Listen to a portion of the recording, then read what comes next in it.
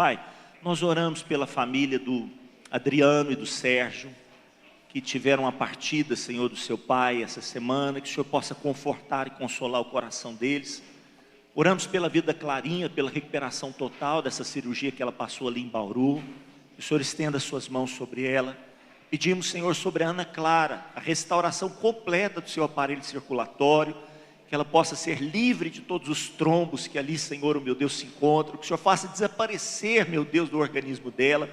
Oramos pela vida da Claudinha, meu Pai, por toda essa nevralgia que ela tem sentido na face. Que o Senhor livre ela de todas essas dores, visita ela com cura e restauração. A dona Nilda, meu Deus, que o Senhor possa restituir a saúde dela. A dona Delva, da cirurgia que ela passou, que o Senhor recupere ela, tira as dores que ela tem sentido dessa recuperação.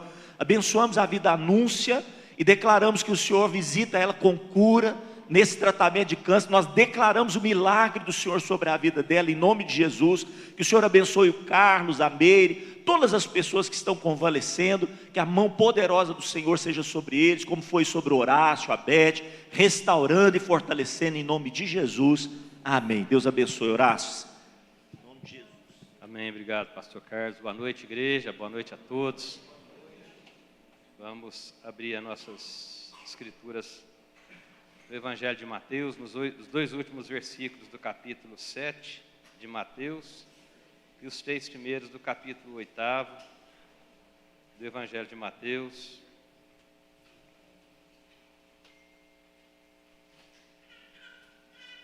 No momento da oração das crianças, o pastor Carlos estava lembrando de um episódio que o Edmar contava lá lembra do Edmar Jacinto, professor, né? Ele contava que uma vez numa celebração de formatura, os alunos da escola prepararam lá um jantar maravilhoso e uma galinhada e uma coisa muito bem feita, tutu e quiabo. E naquele momento ali, antes então de tomar a refeição, alguém perguntou: quem é que vai fazer a oração, né? E a tendência sempre é a gente chamar aquele pastor ou a pastora que seja mais experiente e tal, para aquele momento ali, com toda aquela liturgia. E o Edmar sempre foi muito descontraído, nunca bateu bem, né? Podemos dizer isso claramente. Falou: não, meu filho vai fazer essa oração. E chamou o filho dele, e o filho dele de 8 anos então, falou: meu filho, faz oração aí pelo alimento. E a criança então começou a orar, irmãos. Começou a orar e abaixou a cabeça, porque afinal de contas faz parte do nosso rito, né? Abaixa a cabeça e começou: Senhor, abençoa esse arroz, Senhor, abençoa esse frango, essa macarronada, que macarronada maravilhosa, Senhor, abençoa essa maionese. E aí ele olhou, era para a panela de quiabo e falou: Senhor, Senhor, abençoa essa meleca aqui também. Falou assim: gente, foi uma das orações mais puras que eu já ouvi na minha vida. Abençoa essa meleca aqui também. Mas amém, isso é porque ele não conhece o frango que o pastor Horácio faz e dificilmente vai conhecer. Esse frango meio é igual promessa de político, não aparece nunca, viu, irmãos? Mas, irmãos, assim, eu e a Elizabeth passamos um tempo de separação, irmãos, da sociedade, das pessoas, amém? Então, tudo bem, graças a Deus, glória a Deus. E por algum motivo, me veio essa palavra aqui, e é óbvio que esse motivo vem dos céus, em nome de Jesus, sobre essa passagem, os 2 últimos versos do capítulo 7 do Evangelho de Mateus e os 3 primeiros versos do capítulo 8, que vai falar a história da cura de um leproso.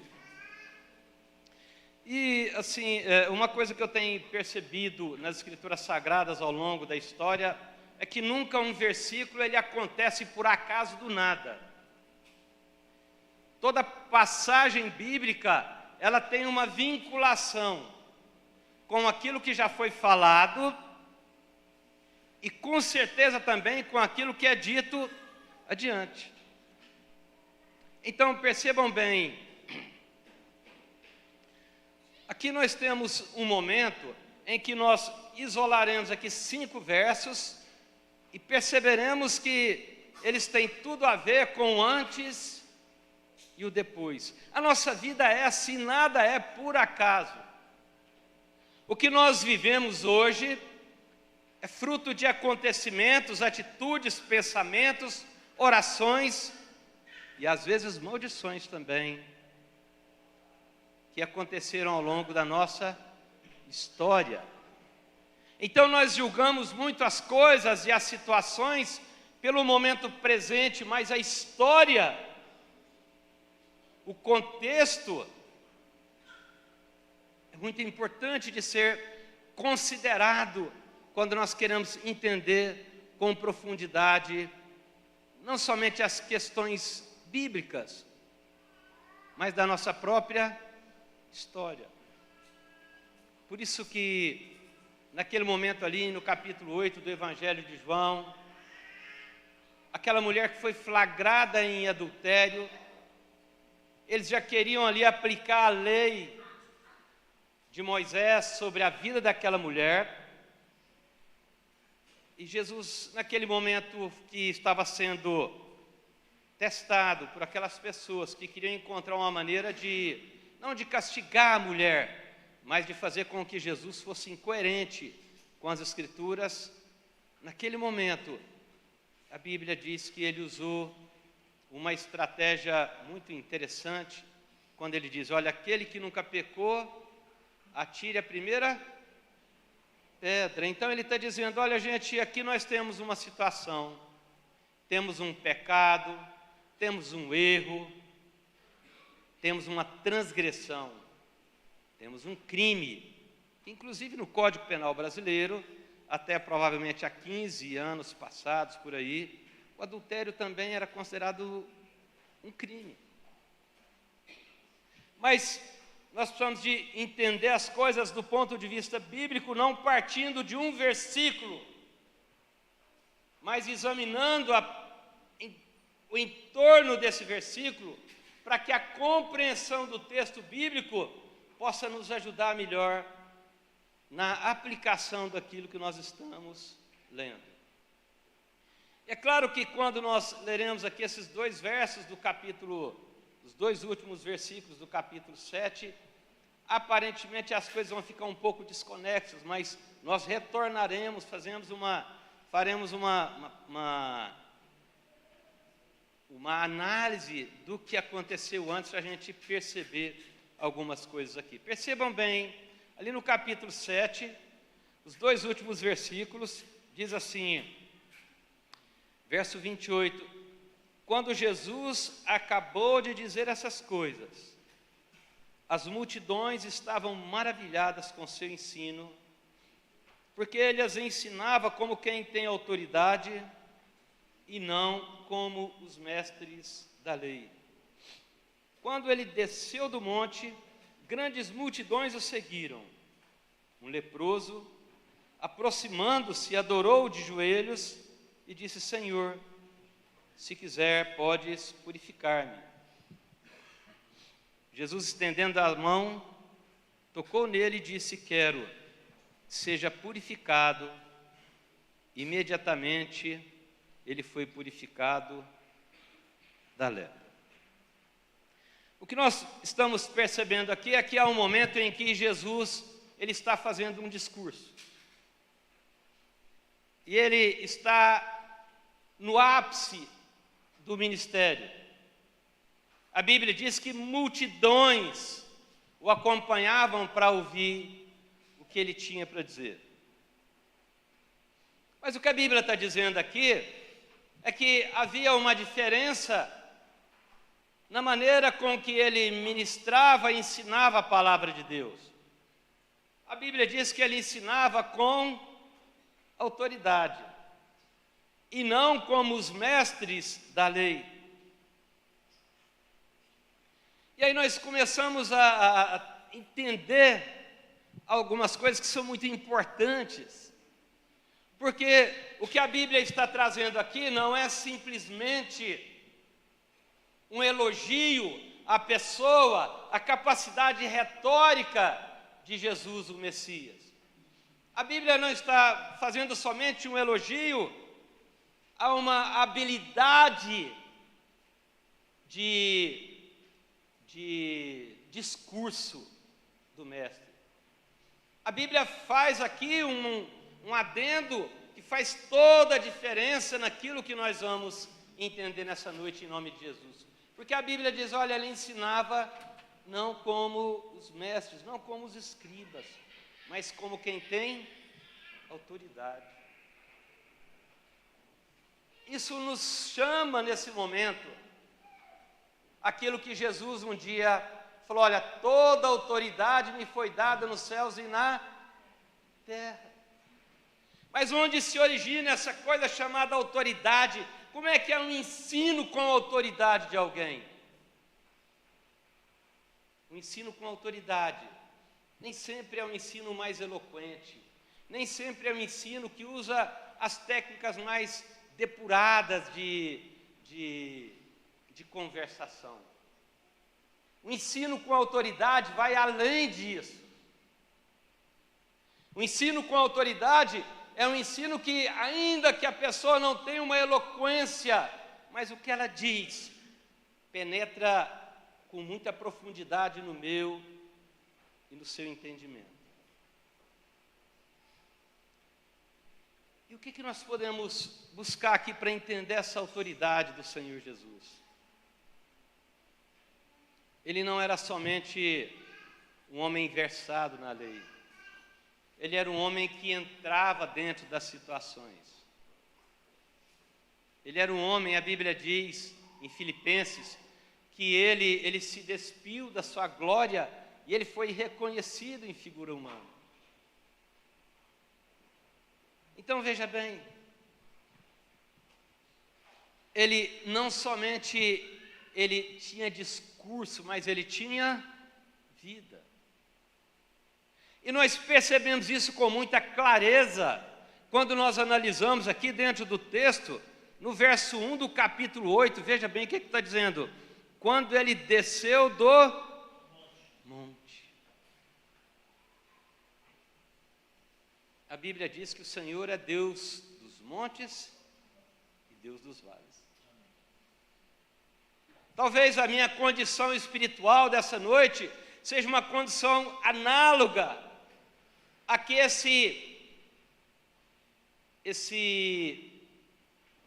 homem estava, esse leproso estava vivendo. Quem sabe eu esteja, do ponto de vista, na minha condição espiritual, no pior momento da minha vida espiritual. É claro que não, irmãos, eu entendo que Deus tem me abençoado, tem falado comigo, tem me repreendido, tem me chamado muita atenção. Mas talvez essa possa não ser a sua condição de você que está me ouvindo, sobretudo você que está aí me assistindo pelas redes sociais.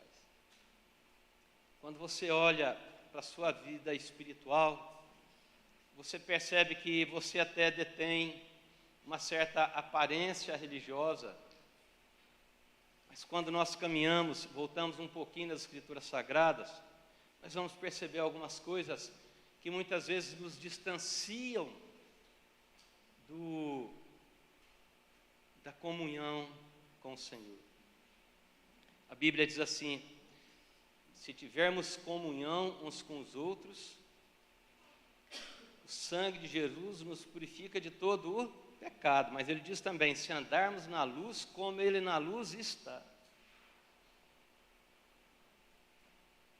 E aqui, eu fiquei imaginando quem seria esse leproso. E perguntei, Deus, por acaso esse leproso sou eu? Porque eu experimentei isso durante alguns dias, é claro que numa intensidade bem menor, não vamos dramatizar aqui a coisa para o meu lado, né? Apenas por uma questão de preservar as pessoas, eu estive distante das pessoas durante alguns dias, e as pessoas iam levar as coisas lá em casa, eu falava, olha, deixa aí na porta que eu vou ir pegar, né? Esse não era o problema. Mas eu conheço, irmãos, muito bem a realidade de um leproso. A minha formação espiritual, ela começou ainda quando criança, com 4 anos e meio de idade, com uma forte influência de um homem chamado João Figueiredo, meu avô. Meu avô era um homem espírita, mas de um coração, ou de um coração mais, não, porque isso não seria nem bem colocado. Era um homem cuja casa era frequentada por leprosos. A casa, alguns irmãos aqui sabem onde é meu escritório. De frente onde é meu escritório era a casa do meu avô, era uma casa grande, de um português. E na porta da casa do meu avô, na hora do almoço, vinham leprosos, vinham pessoas desvalidas para receber o almoço. E com uma pequena diferença. O meu avô chamava eles para dentro e sentava na mesa com eles. Sabe? Mas essa não é a realidade geral de um leproso. A primeira coisa afetada pela doença de lepra, e hoje o pastor Carlos falou aqui pela manhã conosco, sobre as doenças psicossomáticas, aquelas que afetam a nossa alma e por quanto elas vêm sobre somas. Ele explicou para nós aqui hoje pela manhã sobre soma, significa o corpo, estrutura física. O primeiro drama da lepra, ela acontece no campo emocional, moral. Porque nós somos vistos, quando leprosos, como uma ameaça para a pessoa que está do outro lado. Nós somos uma pessoa temida, onde um leproso chega, as pessoas abrem caminho. De tal maneira que quando nós percorremos os livros da lei, Levítico, nós vamos ver as prescrições para os leprosos, que eles tinham que, onde chegarem, levantar as mãos e dizer leproso, leproso, leproso, para que ninguém ficasse perto dele. Então, o primeiro dano dessa enfermidade, ela vai acontecer dentro da alma daquela pessoa que é segregada. Qual é o problema disso? É que às vezes você que está me ouvindo aí, não te admires de eu te dizer isso, mas talvez você esteja se sentindo isso nessa noite. Você faz parte de um grupo, de uma igreja, mas alguma coisa está batendo dentro do seu coração, que você automaticamente se auto-exclui. Muito embora você possa olhar para o seu irmão e para a sua irmã e dar um sorriso, ainda que amarelo. Dá um sorriso amarelo aí para o irmão, para a irmã aí, irmãos. Faz isso aí. Percebam, queridos, essa é uma noite para a gente bater um pouquinho forte naquilo que é a nossa intimidade. Quando nós estávamos vindo para a igreja, a pastora Elizabeth, chamar ela de pastora é cruel, né, irmãos? Mas o meu love, minha loira, perguntou, você vai pregar sobre o que hoje? Eu falei para ela, eu vou pregar sobre a cura de um leproso. A hora que a gente estava vindo.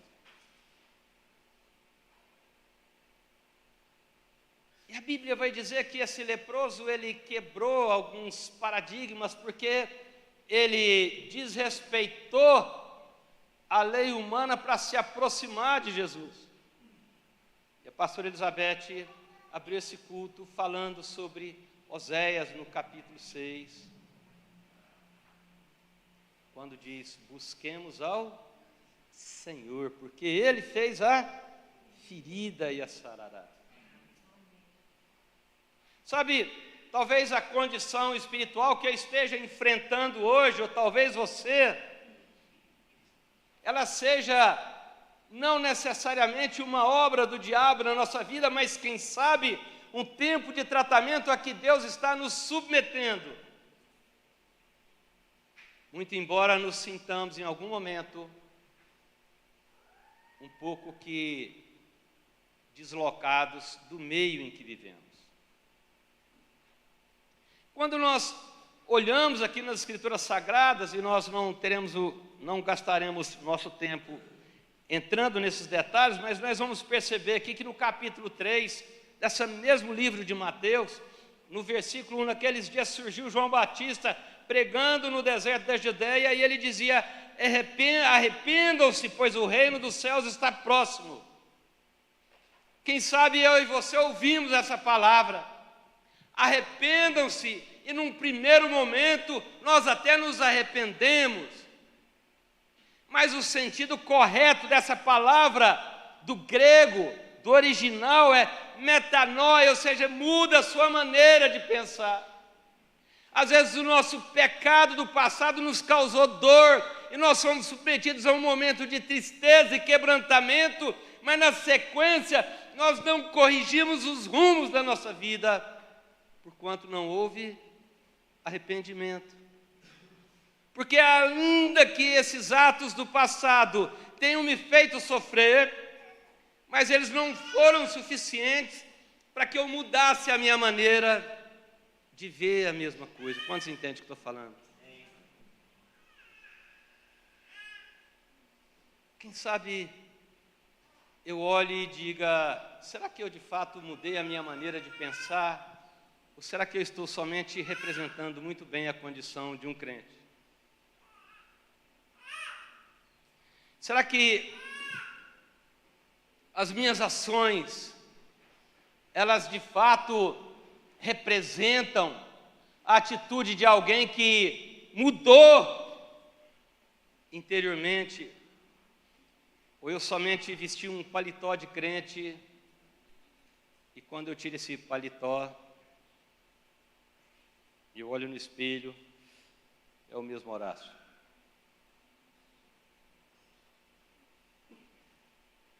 Porque ainda que as pessoas não vejam isso, mas nós vemos. E de alguma maneira a nossa consciência faz com que nós nos isolemos das multidões. Eu não estou falando de um isolamento físico, porque quem sabe até tenhamos frequência no culto, mas não nos sentimos integrados a isso. O livro de Atos, eu tenho lido bastante ele, estudado ele, ele vai dizer de um momento em que o mundo maravilhava da comunhão dos crentes, mas algumas pessoas, elas não se aventuravam a fazer parte daquele grupo, embora admirassem. Quando nós caminhamos um pouco mais, nós vamos perceber no capítulo 4, que vai falar da tentação de Jesus. Nós recebemos o perdão do Senhor, mas quando fomos tentados, não conseguimos. E isso acabou sendo uma autoacusação. Tudo isso vai marcando a nossa alma, a nossa consciência. E ainda que as pessoas assim não vejam, muitas vezes a nossa disposição espiritual tem nos distanciado daquilo que é a comunhão com o Espírito Santo através dos irmãos. Caminhando um pouco mais, a Bíblia diz que Jesus chama os primeiros discípulos, nesse mesmo capítulo 4, a partir do verso 18.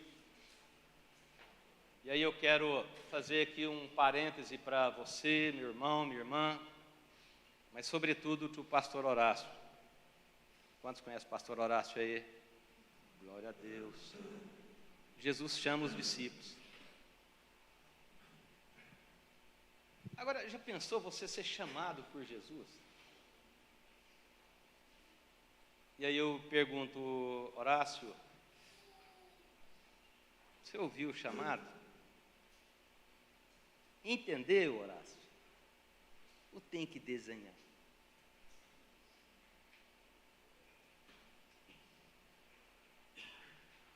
Sabe, queridos, quantos de nós, começando por mim, fomos chamados,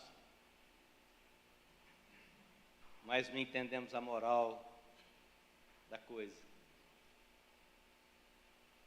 Porque nas primeiras tribulações, os primeiros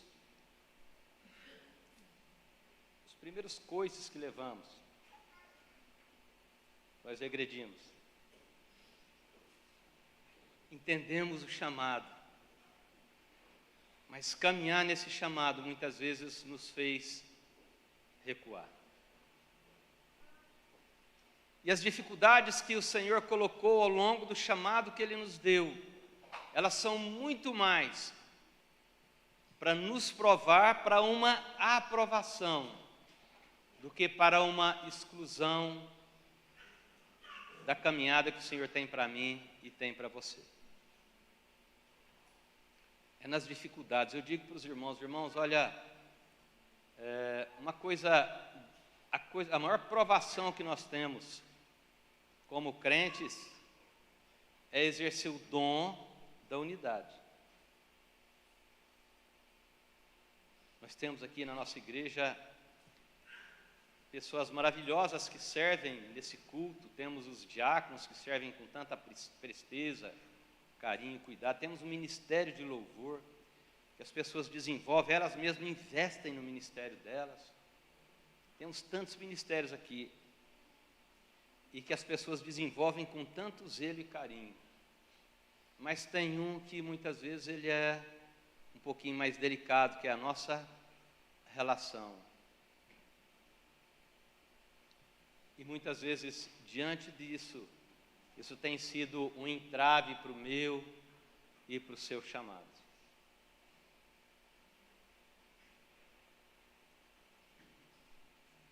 Quantos entendem que estou falando? Diga amém. Às vezes você foi chamado. Às vezes eu fui chamado. É claro que eu fui chamado, é óbvio, né, irmãos? Mas eu me pergunto nesses momentos, não é o que o irmão ou a irmã tem feito comigo, mas o que eu tenho feito com aquilo que o irmão ou a irmã faz comigo, que isso faz toda a diferença. As nossas relações dentro da igreja são relações que nos levam a dar sustentação uns para os outros. Quantos entendem? Não é a relação da terceira via contra o presidente da República, onde fica um puxando o tapete do outro, irmãos. Pelo contrário, é a gente colocando o tapete, ajudando. Se depender de mim, esse irmão vai servir o Senhor plenamente, em nome de Jesus. Quando a gente caminha mais no Evangelho de Mateus,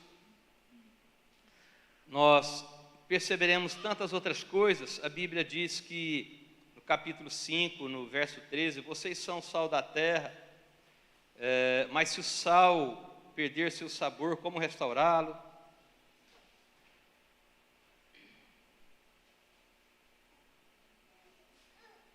Ele está dizendo que eu e você temos que ser para as pessoas, e não somente da igreja, porque ele diz, vós sois o sal da terra.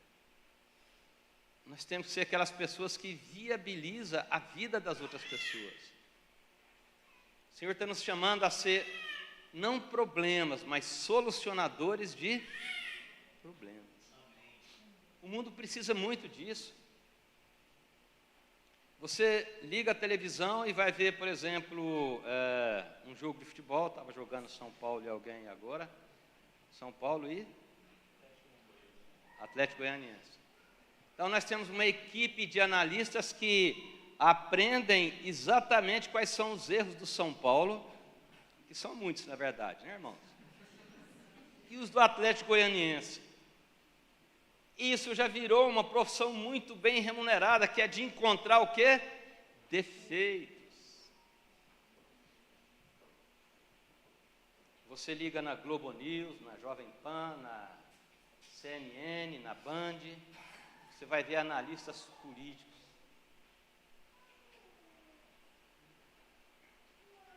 Mas quando esses analistas políticos são colocados à prova e lhes dão um mandato, só fazem aquelas coisas. E a Bíblia nos chama, a mim e a você, como seres humanos, como crentes, na nossa empresa, no nosso emprego, na escola, a sermos o quê? Sal da terra. E às vezes não somos assim. Às vezes nós temos vidas duplas. Na escola somos uma coisa. E na igreja somos outra.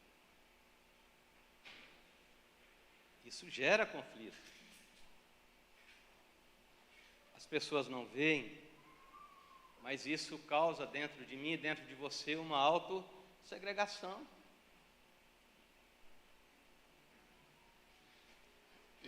Quando a gente continua, então, a gente pode andar por várias situações onde Jesus vai fazendo as suas exposições até chegar naquele momento. E aí, então, nós chegamos aqui agora, então, no verso 28 do capítulo 7 de Mateus. Quando Jesus acabou de dizer essas coisas, as multidões estavam maravilhadas com seu ensino, porque ele as ensinava como quem tem autoridade e não como os mestres da lei. E a Bíblia diz, quando ele desceu do monte, grandes multidões o seguiram. Presta atenção.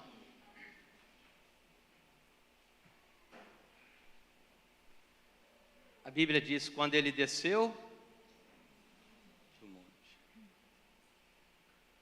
A Bíblia diz que Jesus não veio para julgar o mundo, mas para que o mundo fosse o quê? Salvo por ele.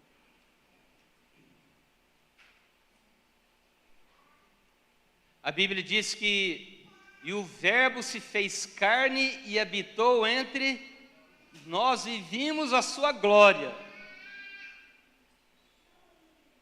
E o que a humanidade experimentou não foi um momento de magia, mas foi uma realidade, porque a Bíblia relata que Jesus se fez e foi reconhecido em figura humana a ponto dele sentir todos os sentimentos que todo ser humano passa por eles. A Bíblia diz no Evangelho de João, no capítulo 4, que ele teve sede. A Bíblia diz em Lucas que ele teve ansiedade, desejei ansiosamente comer essa Páscoa convosco.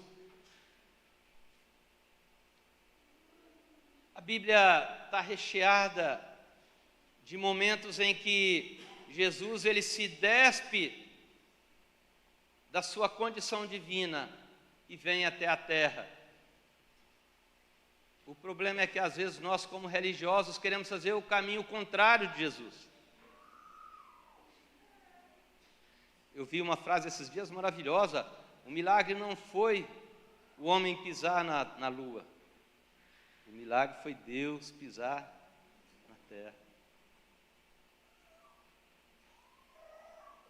Então, se você, presta atenção nisso, se você tem enfrentado dificuldades emocionais, dramas, e você se encontra num labirinto, e agora você já não está mais no monte, quem sabe alguns dias passados você estava no monte, você era a pessoa observada, puxa vida, mas o pastor Horácio é demais, mas agora quem sabe o pastor Horácio esteja nos vales.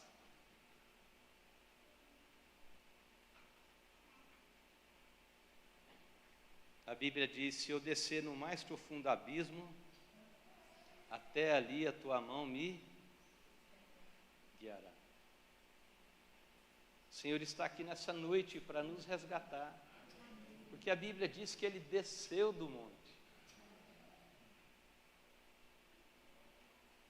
Ele não está esperando com que eu e você subamos ao monte, mas a Bíblia diz, descendo Ele do monte.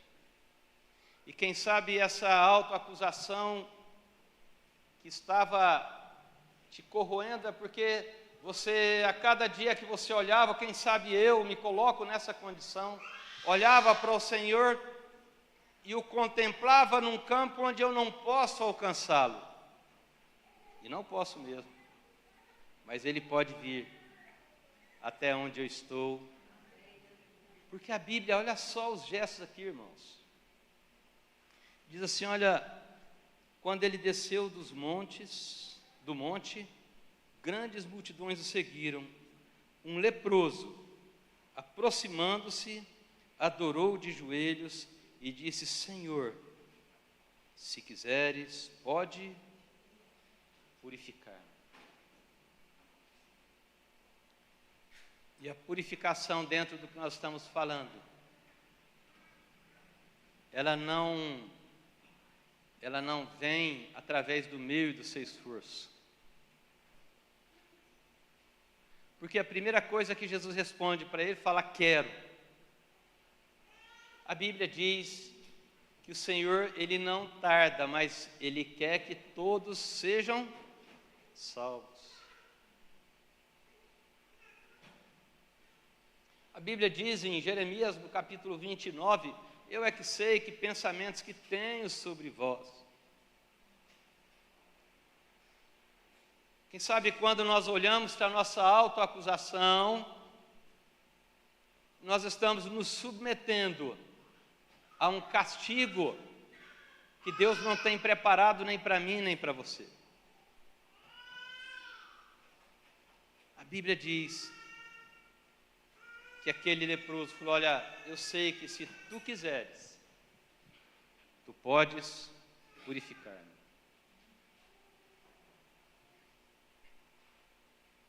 Será que nós cremos que o Senhor pode nos purificar nessa noite? Isso é muito importante. Porque esse homem estava leproso. E talvez o que nos acomete é uma simples gripe, mas essa gripe ela nos acusa tanto. Eu estou falando em sentido figurado, quantos entendem o que estou falando? Às vezes o nosso problema espiritual ele é tão simples de ser resolvido, mas nós o valoramos tanto que não conseguimos sair desse labirinto. As Escrituras contam a história de Esaú e Jacó. Esaú supervalorizou o apetite, a fome dele. E por isso ele abriu mão da primogenitura e negociou com seu irmão Jacó. Quem sabe eu e você não estejamos supervalorizando a situação que estejamos enfrentando, e isso tem feito com que eu e você possamos estar nos segregando, nos separando, nos isolando das outras pessoas. E ele diz, olha, um leproso aproximando-se. A Bíblia diz assim, olha, onde estiverem 2 ou 3 reunidos em meu nome, ali eu estarei no meio deles. Se você crê ou não, presta atenção nisso. O Senhor está aqui. Porque eu estou reunido com vocês em nome dEle. Quantos estão reunidos comigo em nome do Senhor? O Senhor se faz presente aqui. A Bíblia diz, um leproso, aproximando-se, adorou. Porque às vezes nós estamos adorando a nossa enfermidade, sabia disso, irmãos? Eu falava muito aqui nas minhas pregações, no passado, sobre a coceira da frieira. Irmãos, não tem uma coceira mais gostosa do que a coceira da frieira, não tem. Que trem bom. Você chega em casa assim, com aquele pé úmido, você tira só o sapato, não tira a meia, irmãos. Esfrega um pé no outro, assim, bem no meio dos dedos. Sabe, queridos, o problema é que a nossa segregação, às vezes, está nos massageando. Porque ela nos joga no campo do vitimismo. E aí nós temos todos os motivos para nos apartarmos da comunhão, porque, afinal de contas, ai, que coceira gostosa. porque nós estamos adorando a frieira. Nós estamos nos rendendo à situação que nos envolve. Isso é adoração. Porque o que é adorar a Deus se não nos render à presença dEle? Porque a Bíblia vai dizer, e você pode observar na sua Bíblia, está escrito assim, ó, adorou de joelhos. Não é assim, não, que maravilha, Senhor. Não, irmãos, foi um momento mesmo de desarmar diante do Senhor. É para isso que o Senhor te chamou aqui nessa noite, para que você possa completamente se desarmar diante dele, em nome de Jesus. E a Bíblia diz que ele adorou de joelhos e disse: Senhor, se quiseres, pode purificar-me. Ele não deu uma ordem para Deus, ele falou: se quiseres. Ele entendeu a majestade de Deus sobre a vida dele. Agora, nesse momento aqui, o que comanda a vida desse homem não é mais a lepra. Mas quem manda na vida dele é o Senhor. Oh, glória! Aleluia! Ele mudou de Senhor. Ele percebeu, não dá para servir os dois, a frieira e o Senhor. Josué diz isso no livro dele, 24:15, se não me engano. Pessoal, é o seguinte, vocês podem escolher a quem vocês vão servir aí. Quer servir os deuses de vossos pais? Pode servir quem vocês quiserem. Eu, porém, vos digo, eu e minha casa serviremos ao Senhor. Sabe, irmãos, esse leproso poderia ter o resto da vida dele vivendo de esmolas. E teria todo motivo para viver isolado. Mas a Bíblia diz que ele primeiro se aproximou do Senhor. E que maravilha eu e você estarmos aqui nessa noite. Porque de alguma maneira o Senhor nos aproximou dele. Quando o apóstolo Paulo escreve aos Coríntios, ele diz: tudo provém do Senhor. E a Bíblia diz: adorou de joelhos e disse: Senhor, se quiseres, pode me reintegrar no meio desse povo. Quantos entendem o que estou falando? Eu faço parte desse povo aqui. E a Bíblia diz: Jesus estendendo as mãos. Ou estendendo o quê? A mão.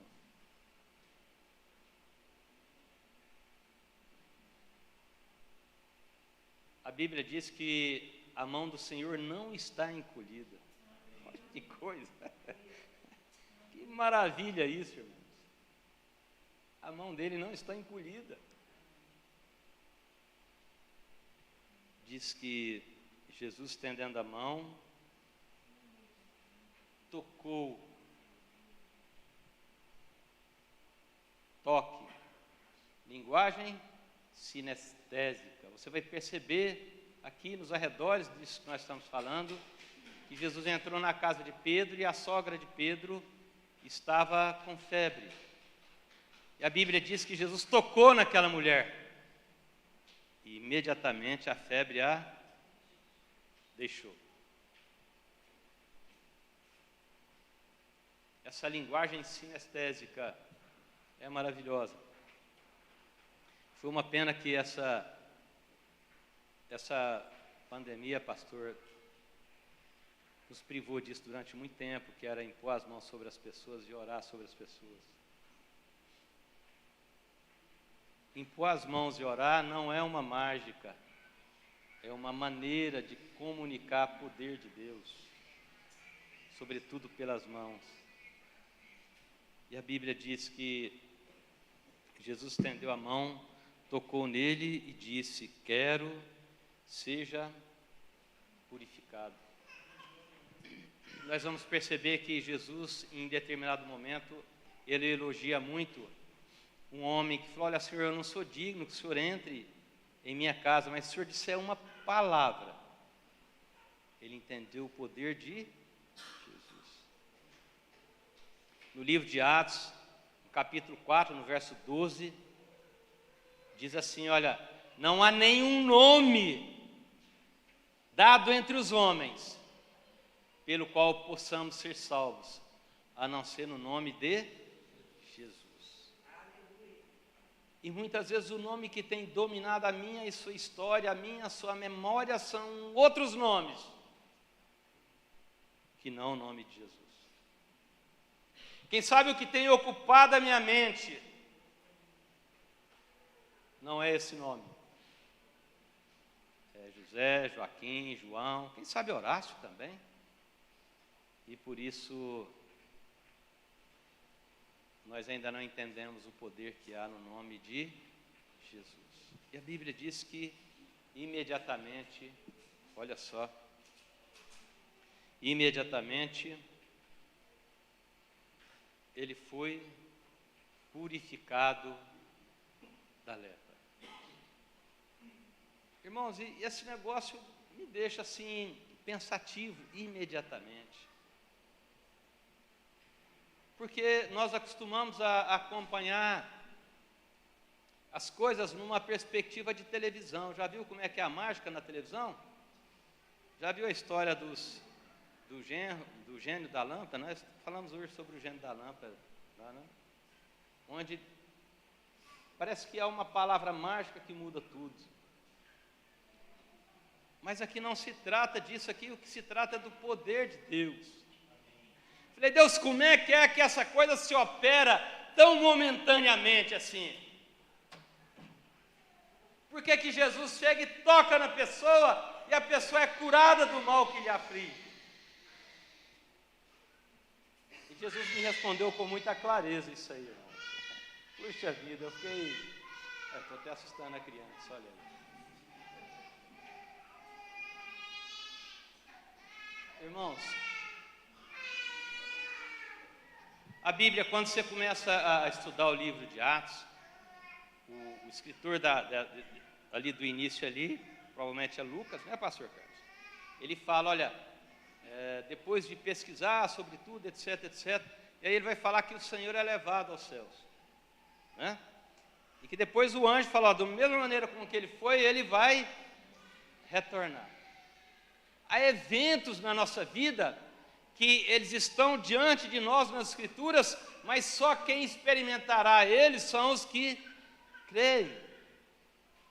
E aí eu estava percebendo ontem, até lá no velório do seu Luiz, nós falamos sobre essa palavra que está em 1 Coríntios, que o apóstolo Paulo fala que num abrir e fechar de olhos, os mortos ressuscitarão e nós, os que estivermos vivos, seremos o quê? Transformados.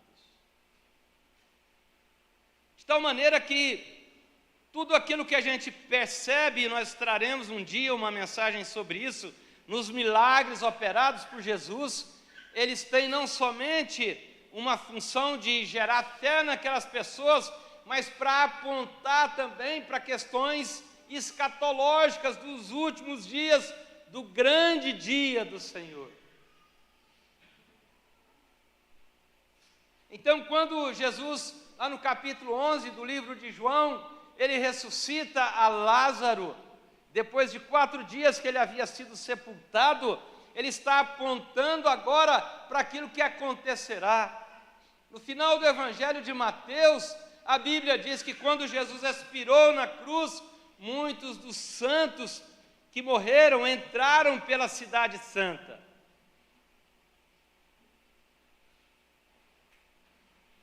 E somente verá isso aquele que se decidir por abandonar a lepra em nome de Jesus. Porque se há uma coisa que pode nos impedir de tal experiência, é a nossa lepra. se você quer se ver livre dessa lepra, fique de pé nesse momento, porque o Senhor vai nos curar nessa noite.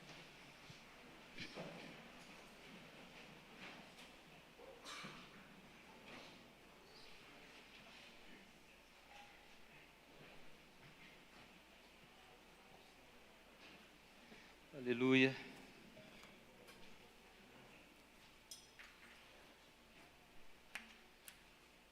Irmãos, a decisão cabe a nós. A obra é do Senhor, mas a decisão é nossa.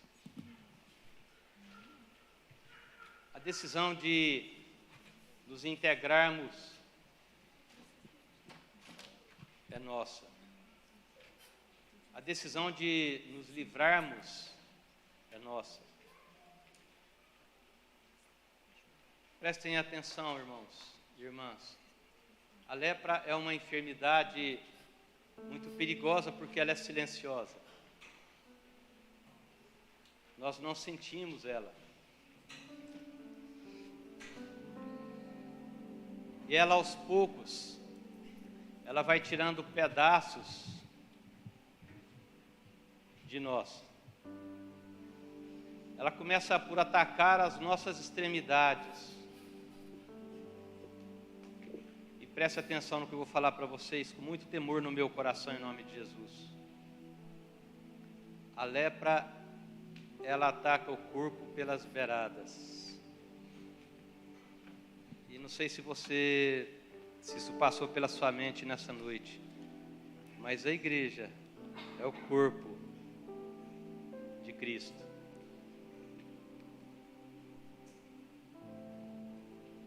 E se eu e você somos atacados pela lepra, nós ficamos à margem desse corpo, nas extremidades.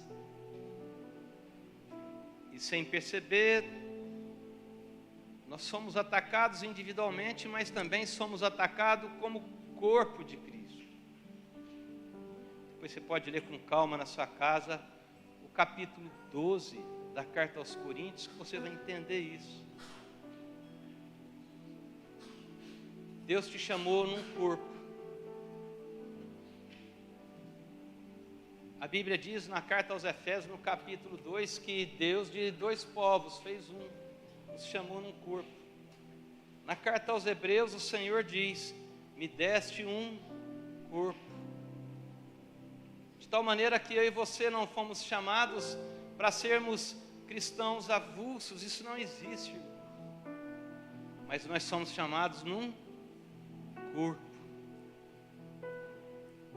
Mas para isso, eu preciso olhar as extremidades das minhas mãos, dos meus pés, do meu nariz, para ver se eu não estou sendo vítima dessa doença. E que ainda que eu esteja sendo atacado por ela, aquele que é capaz de curar está aqui nesse momento, em nome de Jesus. Nós podemos cantar uma canção.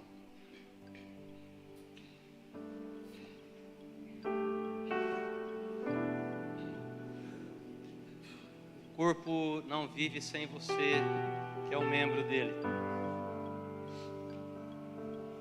O corpo se completa nos membros. A cabeça é Cristo, mas nós somos os membros desse corpo.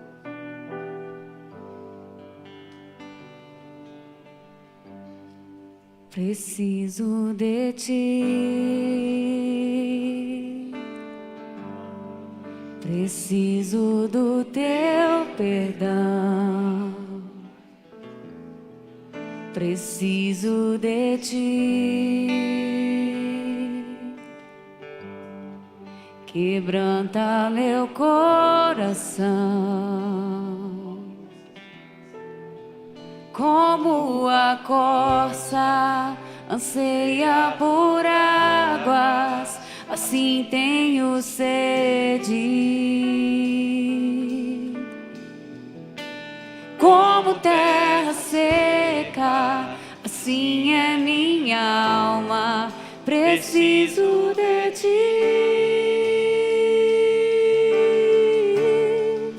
Distante de ti, Senhor, não posso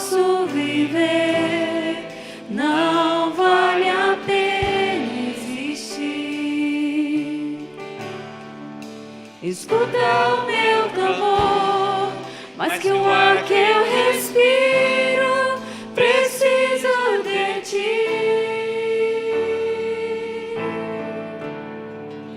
Distante de ti, Senhor, não posso viver, não vale a pena existir. Escuta o meu clamor, mais que o ar que eu respiro, preciso de ti. Não posso esquecer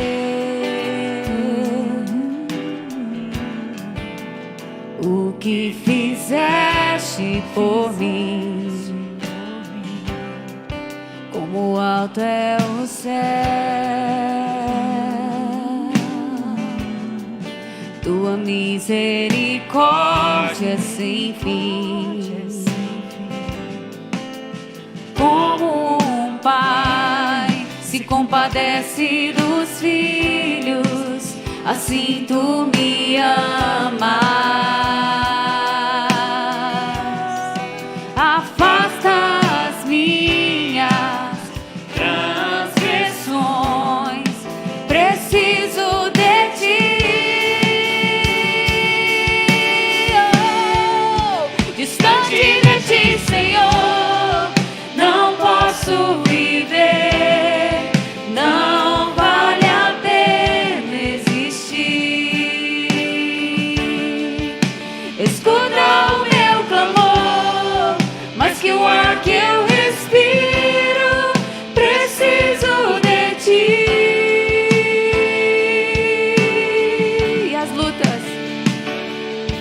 E as lutas vêm tentando me afastar de ti. Frieza, escuridão procuram me cegar, mas eu não vou desistir. Ajuda-me, Senhor, eu quero permanecer contigo até o fim.